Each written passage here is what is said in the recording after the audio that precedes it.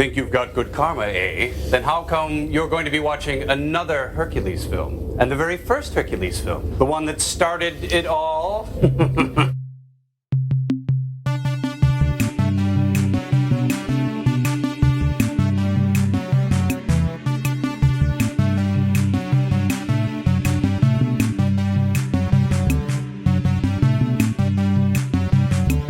This time we watched Season 5, Episode 2, Hercules. In which we learn an important lesson about mortal weakness and kick some serious butt. But first, it's casual day here at It's Just a Show. Sure. Don't really have any follow-up prepared. Don't really have any ideas for banter. Awesome. Just thought we would just, show some realness for everybody. I know, right? God, this is so great. Yeah, no, this is terrific. I'm not taxing myself trying to be interesting or clever. It's really just what I needed. I'm not worried about this at all. There was a new episode, I guess, since the last time we recorded. Sure. About what's been called? The Batwoman. Oh, yeah. Pretty good. Awesome. That's good to hear. Yeah. Yeah. Nice one. We had 2 episodes released since our last time out. I don't suppose we heard anything about those. Yeah, people liked them. Cool. Yeah. Cool. Yeah. Yeah. People who listen to our show tend to like it for just this kind of witty exchange. Yeah. Yeah. Great. Happy Labor Day. Yeah, happy Labor Day. Although you spell it wrong. Oh, do we? I think if you polled every country that speaks English, I think you'll find that you're in the minority there. I think you'll find that our vote counts more. Or at least we think so. Yeah. Are you going to have anything fun on the go for Labor Day? No, I don't have any Labor Day plans. I mean, I was going to skin a lion, but the only ones in my neighborhood are at the zoo, and that just seems wrong. Yeah. Oh, I watched a movie recently about a lion getting killed. Oh, did you? Yeah, well, most of it. And also there were some people talking while we were watching it. Oh, yeah. Did I watch the same one? Oh, you'll have to tell me all about it. Okay, that sounds good. This time we watch Season 5, Episode 2, Hercules. Our movie today opens with Hercules stopping an out-of-control chariot by dropping a very large tree in front of its horses. Seems Mr. Incredible wasn't the first to use this tear a tree out by the roots to stop a car tactic. Hercules saves the fair maiden driving this chariot within the first 5 minutes of the film, and continues to do nothing but save everyone all the time for the rest of the movie, except for that one guy. Turns out Hercules was the original Deus Ex Machina, or rather Demi-Deus. As payment for saving the lovely Lady Iole, Hercules is accused fairly of oogling the lady's beauty and seeing no other value in her, and then he is treated unfairly to a flashback to her uncle being murdered and her father suspiciously succeeding him to his throne. Well, that's why Herc is here, to help her father, Peleus, tame her brother Iphitus, because Iphitus needs to be a better heir to the throne. Too bad he's a self-centered, impatient, pompous slacker. This kid is so ridiculous that he challenges a demigod to a discus toss, is shocked when he loses, and then runs off to throw himself to the lions. Or rather, the lion. The Nemean lion? Probably? Yes! The lion wins the wrestling match with Iphitus, but loses to Hercules. Labor won? Done. Peleus is mad that Hercules slayed the lion because slaying the lion meant Iphitus died. So those things are not truly connected, and it's a pretty unreasonable connection. Still, as penance, Peleus tells Herc to kill the Cretan bull, which is technically Labor 7, so the order here is totally sus.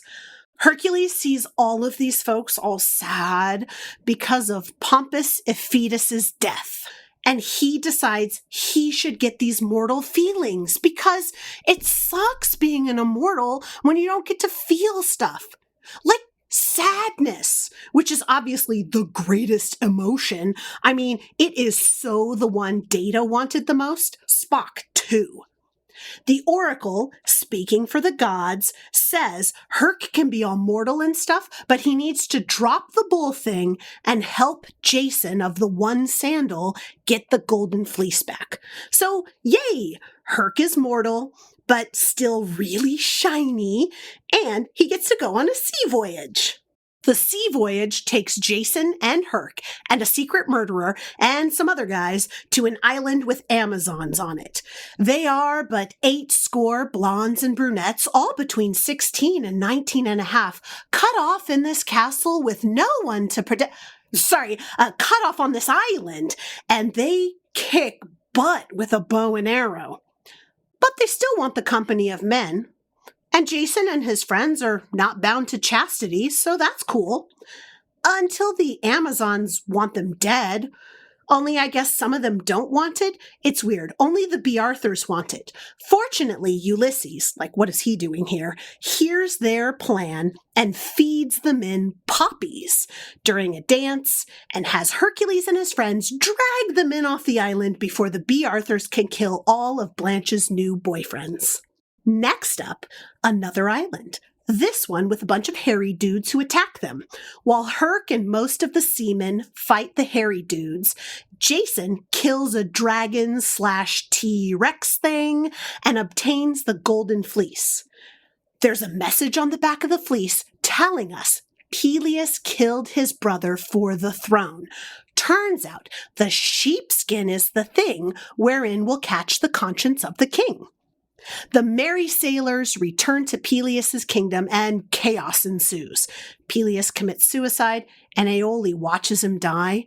Hercules destroys the castle because he's super strong, I guess. Kingdom in ruins and the king's men killed.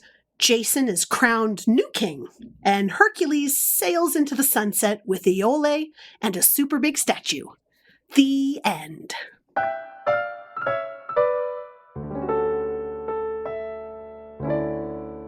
Meanwhile, on the satellite of love, it's casual day. They haven't prepared anything really for the opening, so it's fine. But at least they've prepared an invention exchange. Dr. Forrester is wearing the cellular desk, which is to say like a portable desk that's strapped to him. He brings Frank in for an employee review, and Frank doesn't leave a very good impression. Joel and the bots, meanwhile, have made instant karma, now in powdered form. Tom gave some money recently to Sally Struthers, the actor, not the charity she was always doing commercials for, and so, after adding water to the instant karma, he's rewarded with Twizzlers. After some movie, Crow wants to know what the deal is with the ancient Greeks, specifically with the constellations. Tom has invented some new ones, the ham sandwich, the New Christie Minstrels, and Picasso's Guernica. Crow, meanwhile, has found another constellation, the Pencil, made up of just 2 stars. At the halfway point, Joel is munching on some Captain Ron cereal when the bots ask about the group Hamilton, Joe, Frank, and Reynolds. You know, the group behind... Don't pull your love out on me, baby! They then try to figure out how many people were in the band. And after a bit more movie, we get the greatest sketch the show ever produced. Crow T. Robot's one-bot tribute to the 70s game show, The Match Game. Give 'em hell, blank. It'll make you laugh, it'll make you cry. You'll feel it all the way down to your blank. I wrote down patootie. After the movie, Crow has to explain to Tom why it would be nice to have a bunch of Amazon women around, mostly because he thinks they'd cook and clean for him. Joel overhears this and thinks the bots are being kinda gross, which is true.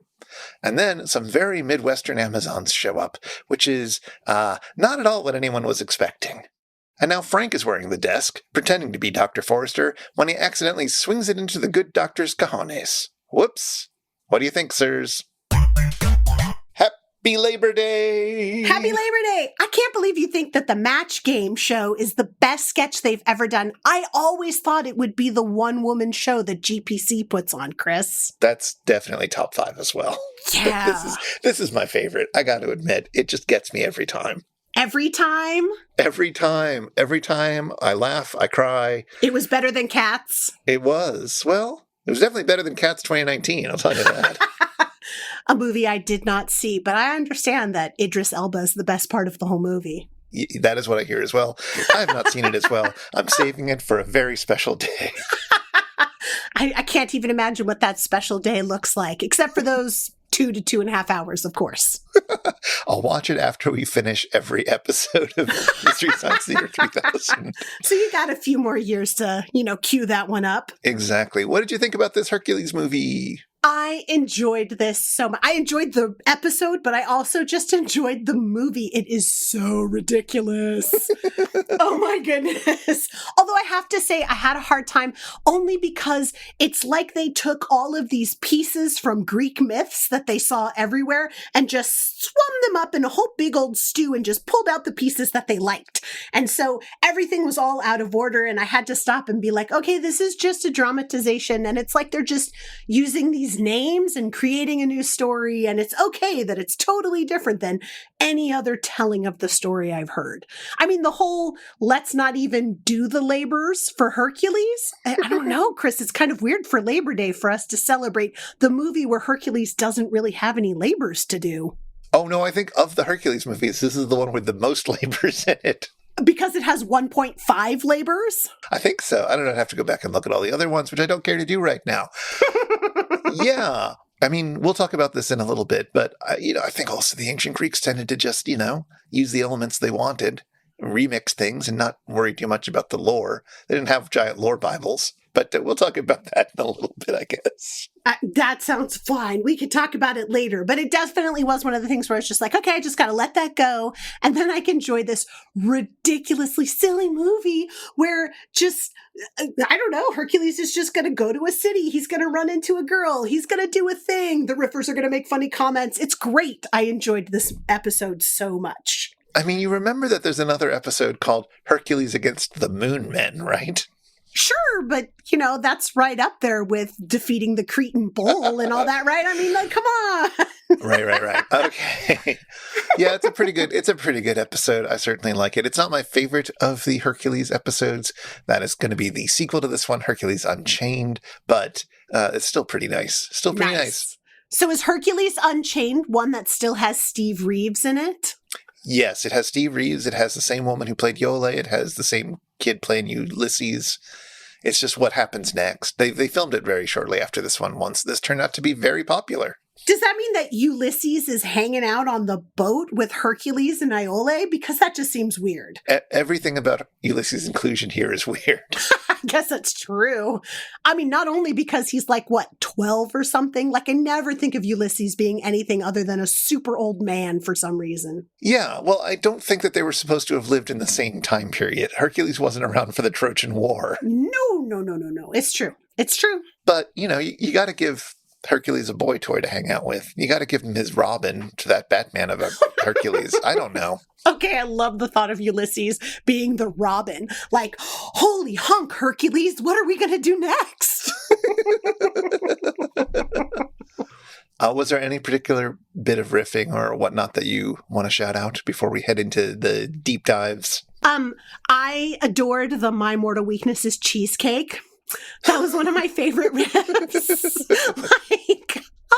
Oh my gosh, for so many reasons. I mean, not only because they reference the Golden Girls later with a B. Arthur thing, but also just because it's just hilarious. And it makes me think of the Jumanji movie where the mortal weakness is cake. And they're like, well, what does that mean? I'm just going to eat some cake and find out. And then they just blow up. So I love the thought of Hercules and Crow just chowing down on some cheesecake and then just kind of, blowing up and blowing one of their lives. But how about you? Did you enjoy the riffing in this episode? I did. I enjoyed plenty of it. I always like it when we get to hear Joel and I guess Crow and Tom as well doing the voices of animals. Yes. Or the voice of God if they do one of those, shots up to the sky. Oh, yeah. And we get both of those in this episode, right? Well, I remember there's a meteorologist sort of scattered glances of God today up in the skies kind of thing as we see a beautiful clouds hiding the sun kind of thing. But but their hoarse voices are totally on point. The "Ooh, who's going to catch this fare?" And exactly. I have a bit of trickiness with the movie, and I'm glad I wasn't writing the movie summary this time because I found it very hard to follow. It's chopped to pieces, I believe. It's a long enough movie, and so there are a few moments where they just suddenly jump ahead quite a bit in the movie. But I didn't feel like watching the unmisted version this time. I think that's okay. So I believe you were saying something about this not quite getting the Greek myths correct. Most definitely. It just feels like such a jumble. I mean, I went online and, went to scholarly journal Wikipedia to look up the labors of Hercules just because they mention one of them that he doesn't actually do. And then they also have him kill the Nemean lion. But, none of the reasons for why Hercules does the labors in the original myths are in any way represented in this movie. And he kills the Nemean lion, but it seems really weird, like it just comes out of nowhere. It doesn't really seem like he's doing it for any reason other than Peleus or Iphitus drove off in his chariot and I'm chasing after him and now we're killing a lion. Woo! And then, of course, he's charged with killing the bull, but the oracle says, no, go do this other thing instead. So we don't even get most of the labors. We get none of the reasoning behind it. We have Jason thrown in, which Hercules was on the original Argonaut. I think he's part of that myth, but he doesn't go all the way to where the fleece is because, Hercules would have been an easy win there. He can't go the whole way. And I don't know. It's just so much. He doesn't wear the lion after he kills it, which is sort of an important part of the myth, right? Yeah, it is one of those things where it's just like wearing the skin of the lion was sort of important. And I hate to say this is really horrible, but really the Dwayne "The Rock" Johnson Hercules movie got more of the labors right than this one did. Which movie was that? Was that the live-action Disney Hercules? No, they haven't done one of those yet. No, this was a retelling of Hercules. Dwayne "The Rock" Johnson was Hercules. They totally remade the story. Like, Megara was a part of his crew, not his wife, love interest / working for Hades person. And, he does some of the labors and, I don't know, forms a union. I don't really remember what happens in the movie. It's so bizarre. But he kills the lion. He wears the lion skin. He, saves a bunch of cities and he does some more of the labors. I'm just saying, if Dwayne "The Rock" Johnson can be in a movie that is more accurate to the Hercules myth than the Italian movie from the 60s, that's problematic. 50s even. 50s even. Hoi. I was surprised when I went on to noted scholarly site Wikipedia to look up information about the Jason and the Argonauts and the Golden Fleece thing, which I thought was clearly misrepresented here in terms of Hercules being there and Orpheus being there and a few of the other big names of Greek mythology being there. But no, they're all there. Yeah, this is all totally. part of the thing. Huh. Except that Hercules doesn't go the whole way in the original myth, right? Right. I thought the whole one shoe thing wasn't Jason being introduced to Peleus. I thought that was Theseus being introduced to his dad because there's a shoe thing there too, but it's not a one shoe thing. It's a wearing his shoes thing. It's a thing. Shoes are a thing. They also seem to have cut out Medea entirely from this. Well, I mean, she's problematic and she's way problematic. Wow. She's problematic. He's problematic, all right? He's the one who was a jerk to her. She slaughtered her brother and cut him up into little pieces and left him in the bay so that her father would have to pick up the little pieces to give him a proper burial. That's problematic all on its own without Jason being a part of it. Okay, fine. I'm just saying they can be problematic together and separately. All right, fair enough. I still don't like him. No. Jason, very bad. But there is a reference to Maria Callas at one point when talking about, I guess, the closest thing we get to a Medea stand-in, which is the Queen Altea of the Amazonians. And of course, Maria Callas played Medea in the film Medea by Pasolini, which is lovely if you haven't seen it. Oh, I haven't. That sounds... Is it based on the Greek tragedy? Is it Euripides who does Medea? Yes, it is based on that. I mean, loosely, I believe, but yes. Well, as loosely as this or a little closer. I mean, there's a spectrum. Oh, probably a little closer than this. What's the other thing? Oh, the other thing was that I didn't realize that meeting the island filled with women who had killed their husbands was part of the Jason and the Argonaut story. I forgot that as well. Oh my gosh. I knew that Hercules went to go see the Amazons because one of his labors is to get the belt, right? Right. But I didn't realize there were, like, ladies with no men in this myth, too. Yes, it's on the Isle of Lemnos, and it was inhabited by a race of women who had killed their husbands, according to Wikipedia. The women on the island had been neglecting their duties in worshipping Aphrodite, and as a punishment, Aphrodite made them really, really stinky, so the husbands were all driven away. They then took concubines from the mainland, and the women, angry at Aphrodite and the men, killed them all in their sleep. Jeez. Rather than the volcano killing them when they went to go climb the mountain, as it were, as happens in this movie. No. And in fact, in the original story, or at least in the main version that we have of it, which is from the epic poem Argonautica, Jason and the crew stick around for a while. Jason fathers twins with the queen. Whoa! Whoa! They start basically a new race, nationality, whatever you want to call it, through this interbreeding, I guess. And then that's when Hercules says, "You guys are gross. I'm leaving," which is weird for Hercules because he gets around. Doesn't he, though? He definitely takes advantage of his immortality. But, it is also totally normal for Greeks to have remixed elements from their mythology.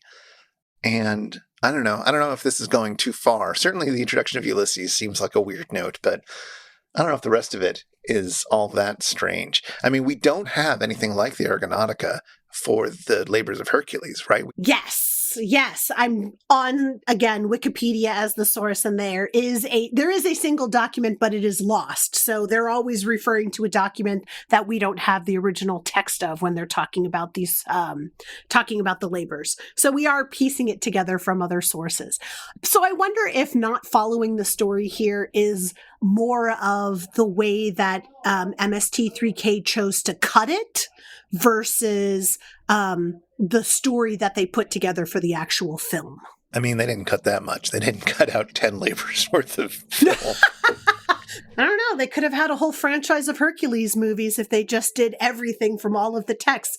Could have been the Avengers of the 50s. I'm just saying. They did have a whole bunch of Hercules movies. Yeah, but they didn't have one for every single labor. That's true. They could have done it that way. They could have had one for every labor. They could have had one for Jason. Sorry, are you saying that there would have been a fabulous entire feature-length movie about cleaning out the Aegean stables in a day? You want to watch him really just scrub in that feces-encrusted stable. How good was Dwayne "The Rock" Johnson at that? He was fabulous. Well, let's see. In the last couple of episodes, we did a Familiar Faces Roundup, and then we did an Unfamiliar Faces Roundup. Very appropriate for the Ring of Terror. What have you got for us this time? Well, I thought one of the things that we could do for this is to go through a familiar, but not familiar faces, go through familiar brands or familiar products. One of the things that came up in the riffs, like a lot, were commercials from the late 80s and the early 90s, and some of them are even earlier than that, of course. And so I guess I just wanted to call out some of those fantastic riffs that they did, and to give our listeners who, I don't know, maybe younger than you and I are, to have some exposure to what those commercials were like.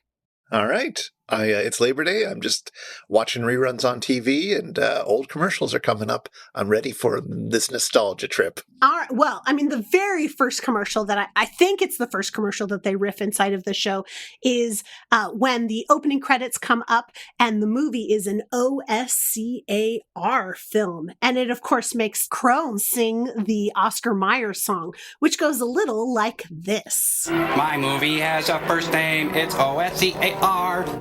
This, of course, is a commercial. The original one is from like the 70s, but it's been around forever and it's been remixed throughout the 80s and the 90s. So when you saw OSCAR, was that immediately the song in your head too, Chris? I mean, they got to it pretty quickly. What was the OSCAR in the movie? It's in the very opening credits when they're saying, you know, like when they do this film, it's a wingnut film. It's a this kind of film. It was an OSCAR film. Oh, it's a production company. OSCAR Galatea Film. Did those commercials convince you that Oscar Mayer did make the finest bologna?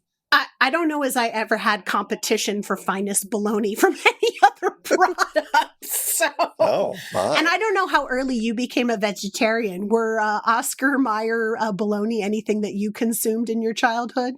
So I was about 12 when I went vegetarian, and I did eat cold cuts like bologna when I was a kid. The one that I loved was olive loaf. Oh, you are so strange. Really? You loved pimentos as a child? Yeah. Oh, yeah. Wow. And then as I was thinking about this, getting ready for today's show, I suddenly had this, thing that you think about sometimes, which is, what is olive loaf? Oh, yes. Well, what is bologna, really? Well, exactly. That was my other thought. And so I had to look this up. And it is just a kind of sort of finely ground sausage made of whatever meats you're going to put into it. I mean, bologna's with pork, but I think Oscar Mayer's olive loaf is a mixture of meats and then bits of olive packed in there. And then, you just got to get it really fine and pop it into a sausage tube and let it cure. And then you can slice it up and it's cheap food. Boom. Yeah. An olive loaf from Oscar Mayer was even square. So, it's not your traditional sausage tubing right there. No, I loved the fact that it was square. I loved the fact that it was square with circles in it. Come on. Aw. How beautiful is that? You are a geometry person at heart. At heart, also, I liked olives and I didn't like bologna. It's true, and that would mask some of the taste that goes in there. I totally was had the traditional bologna sandwich, bologna and like orange square cellophane cheese, American cheese, like Wonder Bread mayonnaise. Like we are talking, it does not get much more American than that. No, indeed. Oh, how about another commercial from the show? Okay. Another one that they talk about is Dodge trucks, because on the side of the chariot there is an emblem and Joel says, Ram Tough. Oh, it's a Dodge, Ram Tough. And of course, there's a jingle. So I thought I'd play you the jingle. Dodge trucks are Ram Tough. What was that, like a 80s kids action cartoon, like a He-Man song? Like, what was that? So what they would do for the Dodge Rams, they would, Dodge trucks are Ram Tough, and then they would have two Rams crash their heads together, and that was the that you heard. They used to do that in the commercials. But it's funny that you mentioned the He-Man thing. I don't remember ever seeing this commercial, but it's part of the Dodge commercial compilation that we'll link in the show notes. They have a He-Man style commercial. Like it is the animation of He-Man with these trucks and the Rams, and you are going to love it, Chris. I can't wait till you see it. Wow. All right. I can't wait to see it.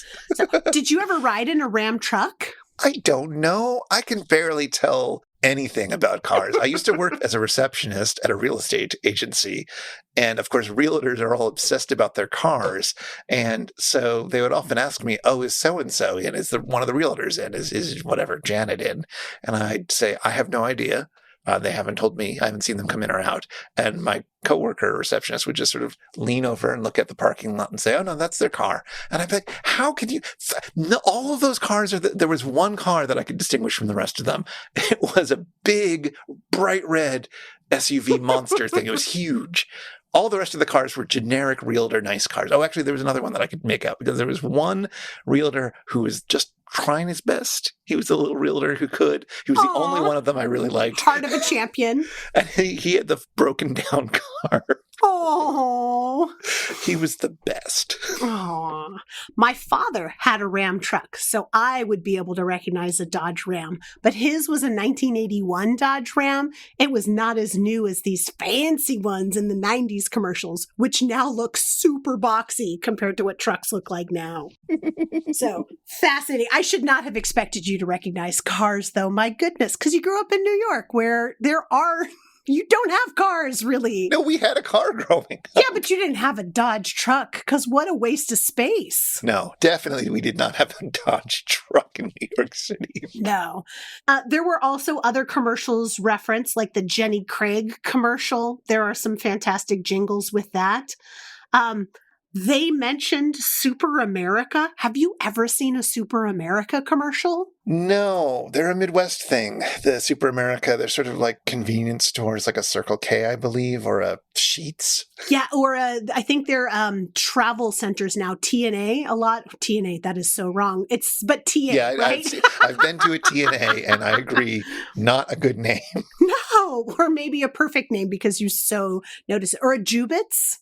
Is that on the East Coast? That also sounds like a terrible No, name. it's also a terrible name. Gosh, well, maybe Super America is the way to go.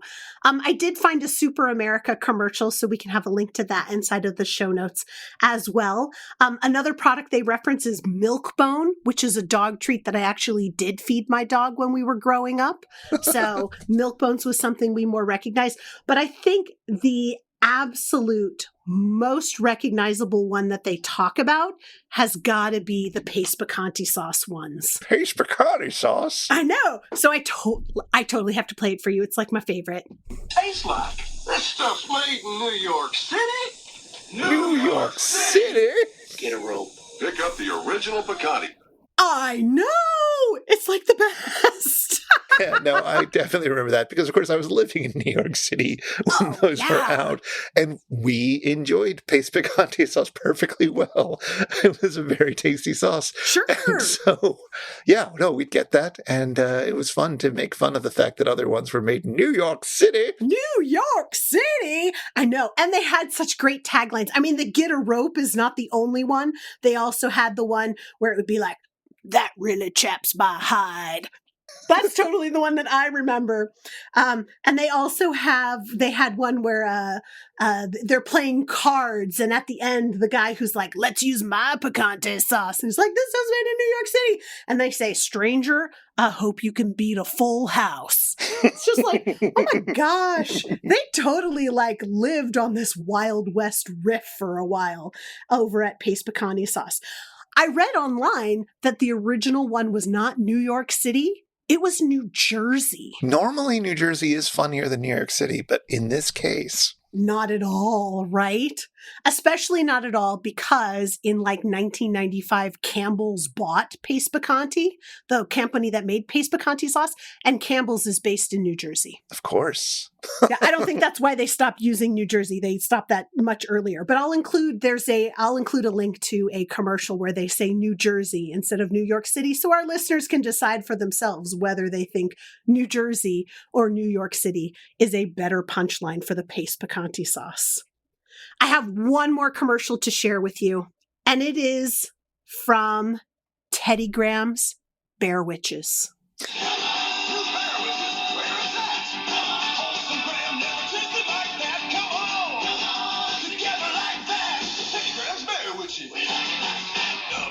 Oh my gosh.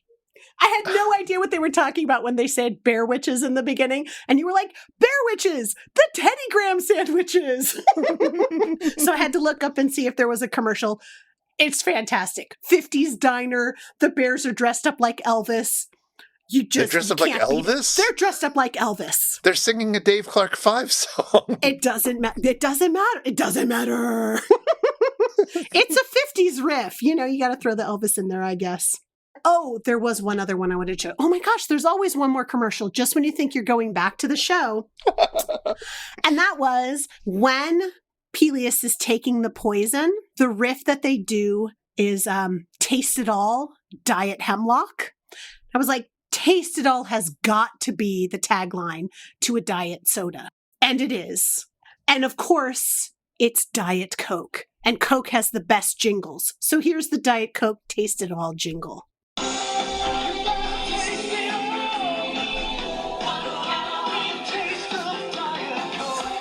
It's awesome. That's a ridiculous ad. I know, right? And for them to have used that for Diet Hemlock is just too much, too much. But those are some familiar brands and some familiar commercials to people who, of course, would have been watching inside of the 90s. Hey, everybody, it's time for the Shallow 13. It's time for the Shallow 13, a 1,001 tiny labors about today's experiment, Hercules. Go, Chris, go! Longtime listeners are curious to find out, is this a Hercules movie or a Maciste movie in disguise? Well, honestly, it's kind of obvious this time. The Italian title was Le Fatiche di Ercole, The Labors of Hercules, as we get to see Herc fulfill like 1.5 of the 12 labors. The film was mostly shot in Italy, but one notable moment was made in Japan. The roar that the creature guarding the Golden Fleece makes is stolen straight from the original Godzilla.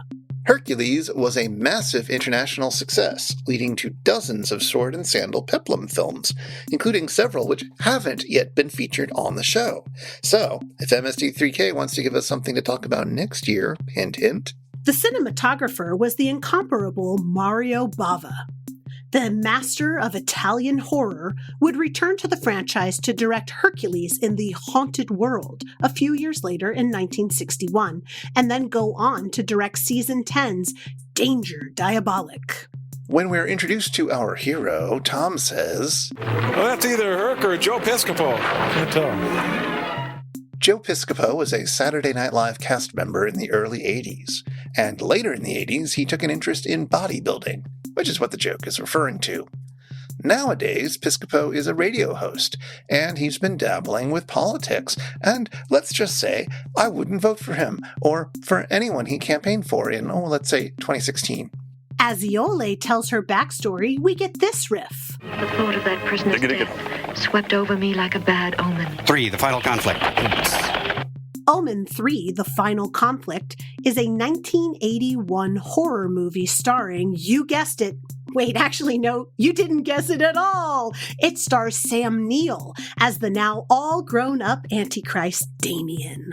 As the camera pans up to the metal prongs that are supposed to be holding the Golden Fleece, Tom riffs, Looks like a Jim Dine sculpture. The Golden Fleece. Jim Dine is an artist, now in his 80s, and he's known for a few different kinds of sculpture, none of which particularly look like this fleece holder mabob. Some of his sculptures mix together tools, like saws, with, replica Greek statues. So, I don't know. If you know what Tom's talking about, please write in to info@itsjustashow.com. Herc strangles the Nemean lion and Crow cries foul. Oh, I'm telling Joan Embry from the San Diego Zoo. Joan Embry, now in her 70s, spent 32 years as the Goodwill Ambassador for the San Diego Zoo and made frequent appearances on The Tonight Show with Johnny Carson and/or Jay Leno, bringing in all sorts of adorable animals to climb on the hosts. As Orpheus leads the oarsmen in a big song, Joel cries out, Dennis Day? Any day. I think I've mentioned Dennis Day a few times here, but what's once more? He was the singer on the Jack Benny program, and its related shows, from 1939 until Benny's death in 1974. He played a naive innocent on the show with a big Irish tenor voice, though not nearly as big a voice as Lawrence Welk's Irish tenor Joe Feeney. Crow mishears something King Peleus says. The lion is vanquished. The lion takes Vanquish? Parents of his victim. Vanquish is an over-the-counter pain medication that mixes aspirin, acetaminophen, and caffeine. I guess one of those should do something for the lion's headaches. All of Joel and the Bot's theories about Hamilton, Joe, Frank, and Reynolds are wrong, by the way. It's 1 Hamilton, 2 Joe Frank, and 3 Reynolds. And fun fact, their second hit, Fallen in Love, dates from after Reynolds left the band and was replaced by a guy named Alan Dennison. But they kept their original name for several years for some reason. Mary Jo makes her on-screen debut here as one of the 2 Midwestern Amazon moms. Both Mary Jo and Bridget are wearing t-shirts that read, Amazons make better hot dish. For those of you unfamiliar with Midwestern Amazonian rituals, hot dish is basically a Midwestern term for a casserole. Maybe ground beef, topped with tater tots, and some condensed cream of mushroom soup. I personally like to put in green beans as well. Pop it in the oven, and there you go, hot dish. And finally, Crow makes fun of the unlikely constellations that the Greeks saw in the night sky by presenting just 2 stars, which he says form the pencil. But the Greeks may have already made that joke. Ptolemy represents Canis Minor, the little dog, as having just 2 stars, though there are a few other very faint stars that arguably might be the little dog's head. Anyway, like so many things associated with the ancient Greeks, this constellation actually dates back to ancient Mesopotamia a few hundred years earlier. And that's time. So it's finally time, Chris. You've got to tell me more about the match game. I've got to tell everyone more about the match game. Hey, did you grow up watching the match game? I did not. Well, you've got to go watch them, I guess. Although, be careful. You can actually see quite a lot on YouTube now because the people who own it seem to just be uploading full episodes. It seems like it's legit, and they're just uploading them by the bucketful every day, even still, because they put out a heck of a lot of match game episodes. Do you know when the match game first went on the air? Judging by those sets that Crow put together, it's got to have been from the 50s. No, it's not quite the 50s. The match game originally aired in the 60s, which most people don't know about because we have very little of the 60s match game left. The idea of syndication didn't really kick off until around 1970. So they didn't keep a lot of the tapes because the idea was once you see someone play a game, why would you want to watch it again? The first run of the match game from 1962 to 1969 was a little bit boring, and in fact, it was almost immediately canceled. Oh. Well, no wonder why they lost those tapes, Chris. Exactly. And then the person who wrote the questions, a guy named Dick DeBartolo, he also was one of the writers for Mad Magazine. Oh my gosh. And so he decided to say, what if we were funny? Because the original questions were incredibly dry, and it was a very, serious quiz show thing, Name a kind of muffin. So at one point in time, he kept all of his funny for Mad Magazine and all of his unfunny for the match game. And then he was like, why can't these be 2 great tastes that taste great together? Exactly. And the person in charge, Mark Goodson, who had been very resistant at first, he thought it was just going to be like another Jeopardy, but was like, well, the show's already canceled. They can't cancel it more. Do what you want. And they did it, and it was a huge hit, and things got much more delightful.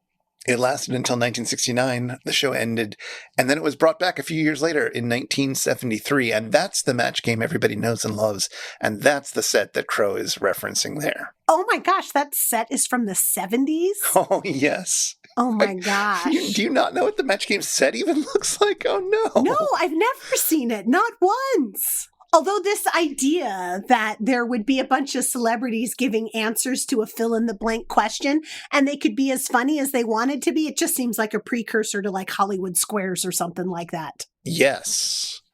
Are you going to send me a picture? Oh, you did! Oh my gosh. So much orange in this picture.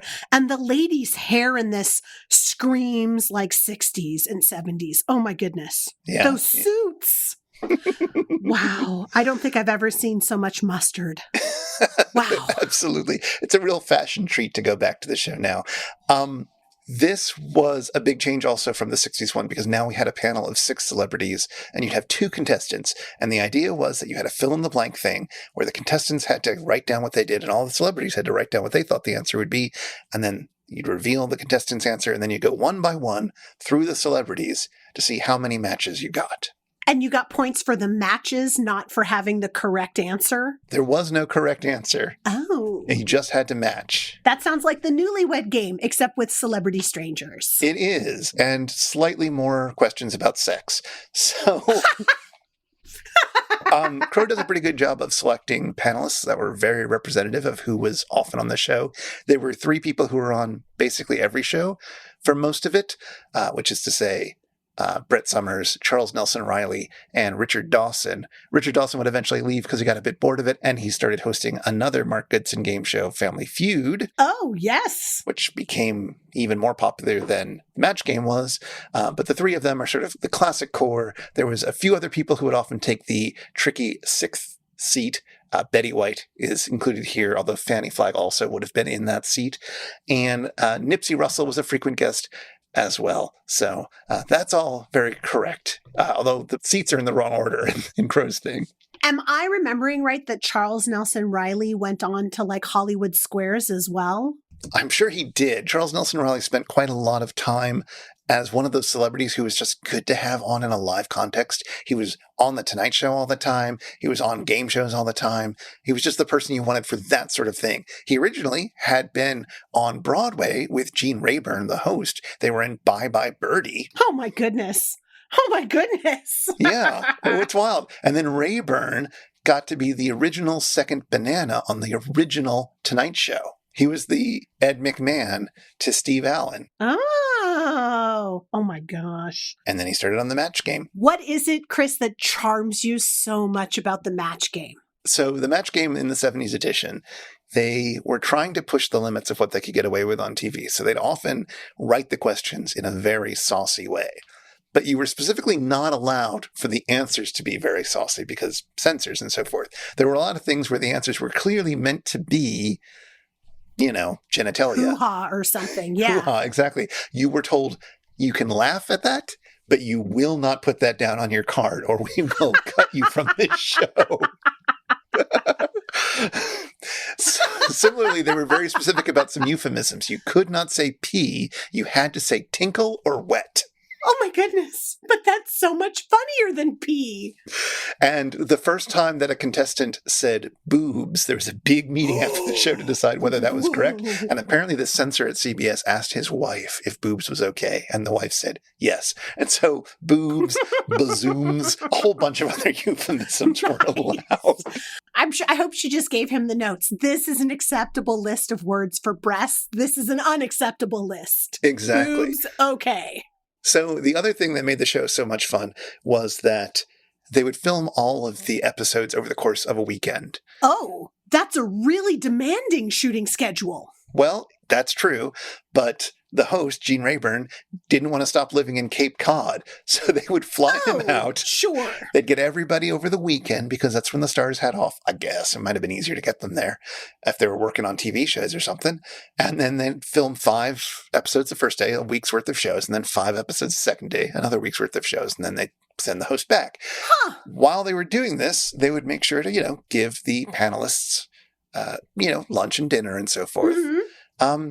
And they were very liberal with the vodka. Wow. So as the week progresses in the Match Game, they get a lot looser.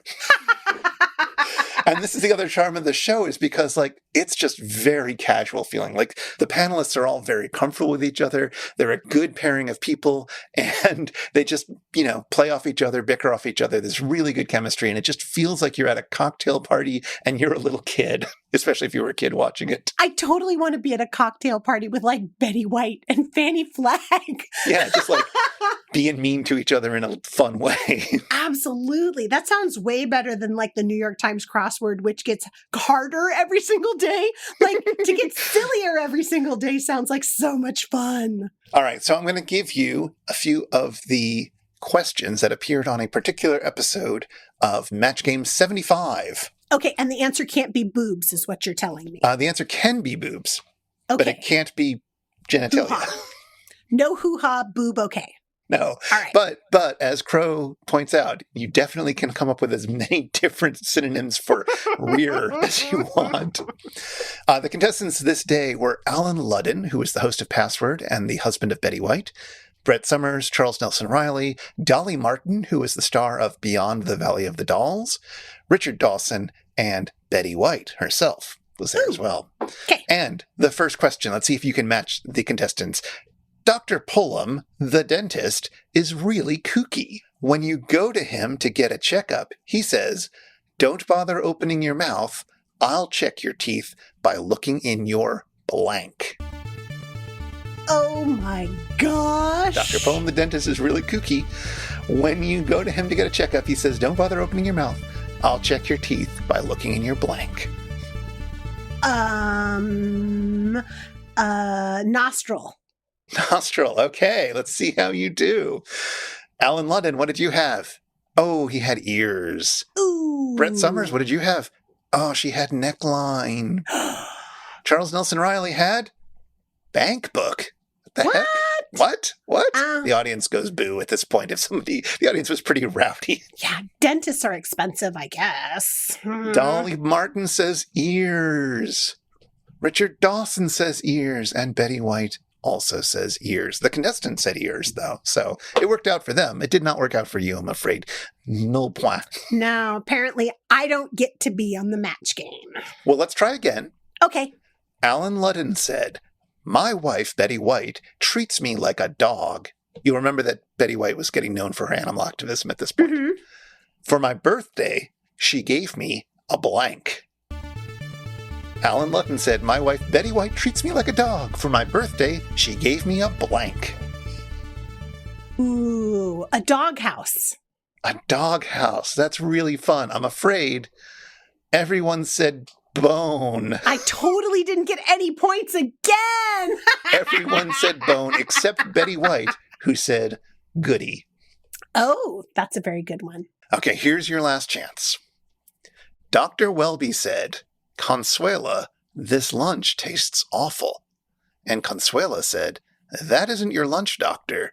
You're eating Mr. Harris's blank. Dr. Welby said, Consuela, this lunch tastes awful. And Consuela said, that isn't your lunch, doctor. You're eating Mr. Harris's blank. Organ transplant. Organ transplant. All right. Gross, right? Grossest answer. Well, not as gross as what Alan Ludden said, which he tried to be very delicate about it when he described this, but he said, quote, sample. Oh, well.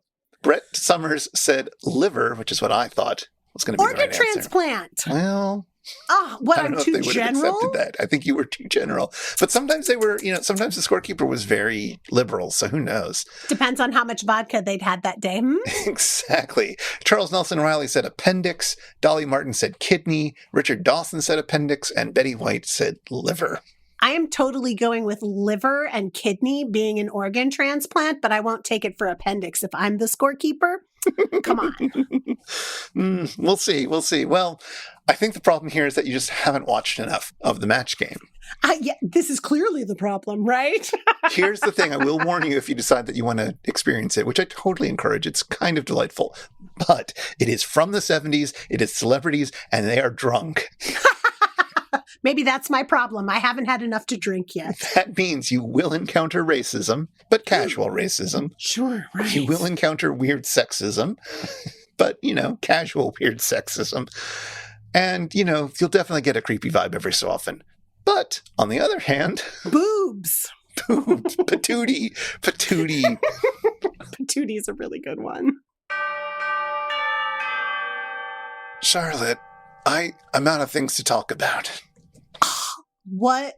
You are so lucky. I may not be able to get any points on the match game, but I totally have a final factoid for you. Oh, thank goodness. Final factoid away, please. Excellent. Fairly early on in the movie, when Hercules is on screen, we see him with his dark black curly hair and his black beard. And one of the three of them, I think Tom, says, Eddie Rabbit. Tricks are for kids. Yeah, totally, right? No, not that rabbit. Eddie Rabbit was a country music artist who lived from 41 until 1998 when he died of lung cancer. And he is a singer-songwriter who, I remember hearing songs from in the 80s and was a huge part of my childhood, actually. So his name sounds a bit familiar. What are his big songs? So he wrote a couple of songs that were really big hits for other people, which kind of put him on the map. The one that I'm going to bet that you know the best is Kentucky Rain, which was a hit that Elvis made famous. It went gold for Elvis. I really enjoyed Guns N' Roses' cover of that. The video is fabulous. It was an epic video, there's no question. As Slash is playing guitar at the edge of Kentucky. I think that would have been the most amazing Elvis song, actually. Like, what a crossover that would have been. Elvis and Slash. Even better than Elton John and Debbie Gibson. But that's not what I'm here to talk about. I'm here to talk about Eddie Rabbitt. So, Kentucky Rain, big hit for Elvis. But Eddie Rabbitt then was allowed, after being successful in writing some songs for other people, he wrote one called Pure Love for Ronnie Millsap, but I'm not sure that you would have heard of that one either if you're not a big country music fan from the 80s. I mean, my father listened to some country music in the 80s, so I do know some of that. It's probably the era of country that I know best, except for, like, hipster country from the old times, like your Johnny Cash stuff and your Willie Nelson stuff, but like... Oh no, this is country pop more than it is that old school country. So you probably know the actual songs that Eddie Rabbitt made famous under his own name, like I Love a Rainy Night. Oh, I know that one, yeah. Totally. And he's got the really awesome 80s hair, right? Like the big curly, and it is a total good call to call Hercules looking like Eddie Rabbitt. But I Love a Rainy Night is one of the songs that I totally think of when I think of Eddie Rabbitt. But another one that I think of is called $2 in a Jukebox. And that's the one I always think of for Eddie Rabbitt. So I'm totally going to play you a clip for that one because it's my favorite. Okay. I've got $2 in the jukebox. So the problem is that sounds like every country song. Okay, there is that problem. And not only is it like every country song, he also had a song called Rocky Mountain Music, which, like every country song, is a song about a super poor family not able to feed everyone and how the whole family has to break up and like the youngest one dies and it's all super tragic. Yeah, he's got one of those as well. Rocky Mountain Music. I like those kinds of songs. Mm-hmm. And like every country music star, at one point in time, a politician asks to be able to use their music as their theme song for their campaign. And guess who asked Eddie Rabbitt to use one of his songs? Bob Dole. Bob Dole! It was? Ding, ding, ding, ding, ding, ding. Well, Absolutely. that fits. Dull surprise. 1996, Bob Dole presidential campaign. He used the Eddie Rabbitt song, American Boy. But the other big hit that he had was Driving My Life Away. And I just want to say, like Eddie Rabbitt, like super country music star.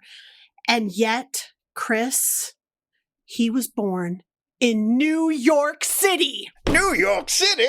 Get a rope.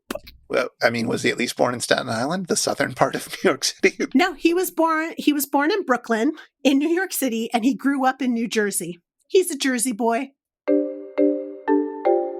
If you've been affected by the issues on this show, if you want to tell us your favorite euphemism for patootie, or if you'd like to ask us anything, get in touch with us. Our website is itsjustashow.com, and we're on Twitter at itisjustashow. We'd love to hear from you. This show is made possible by listeners like you, and like our randomly selected Patreon supporter, Joshua. Thank you, Joshua. For as little as $1 an episode, you can be cool like Joshua and help us research and record this show. And you can join us in a friendly Slack where we all hang out and we live stream our reactions to new episodes. And it's really cool and it's fun. And you can also listen to all our superfan bonus bits. Find out more at itsjustashow.com/Patreon or patreon.com/itsjustashow. And if you want to follow up on anything that was mentioned today, you'll find links in our show notes at itsjustashow.com/episode/118. I can't imagine that we're going to watch anything as exciting as The Labors of Hercules next time, Chris, but I'm sure you have something lined up. What's next? Next, we're going to do something a little different because season 13, MST3K is doing things a little differently. I have no idea how we're going to classify these, so we're just going to do some of the season 13 shorts that they've done so far. That sounds fun. Yeah. Yeah. So it'll be back to school with learning life lessons through little educational shorts. But until then, I'm looking for a Gore Vidal fantasy. I'm Herc, and I'm irked. Take it away, Theme Squad.